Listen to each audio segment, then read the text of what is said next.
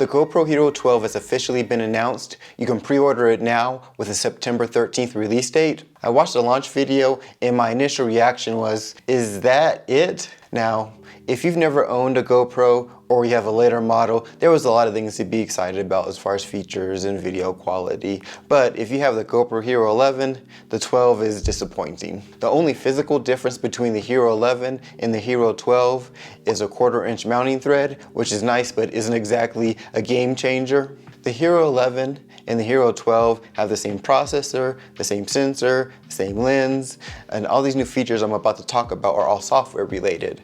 Which had me thinking, if the 11 and 12 are basically the same camera, shouldn't we be getting all these new features in some kind of update into our 11? I have no idea if they're going to do that, but if they're not, why not?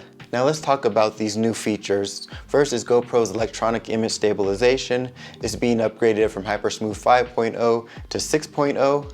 Now, stabilized images are cropped, but with auto boost engaged, the camera is going to detect the amount of movement and only crop as much as necessary. That way you get the widest field of view possible. The battery life has been extended, and this is the feature I'm most excited about, to be honest, because the GoPro Hero 11 is a battery hog, especially compared to the Osmo Action 4.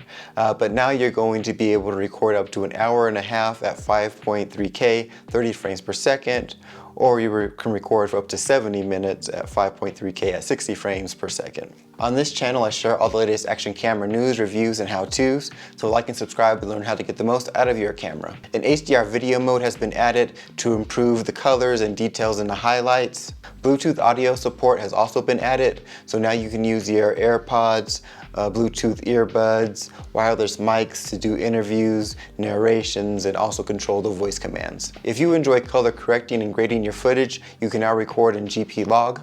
If you do multi-cam recording, a time sync feature has been added. Now, time sync, GP log, these are all features that are more advanced and the typical person is just not going to get a lot of use from. I've been talking about all the new features that have been added to the 12, but there's actually a feature that's been taken away, and that is GPS support. I never use the GPS on my GoPro, so I'm not sure if anybody's going to be upset about that or not. Now for the price. The GoPro Hero 12 costs $400, making it competitive with the Osmo Action 4 and the Insta360 Go 3. I have the GoPro subscription, so I got $100 savings, so I was able to get mine for $300. When my Hero 12 arrives, I'm looking forward to testing it out and giving you guys my hands-on review.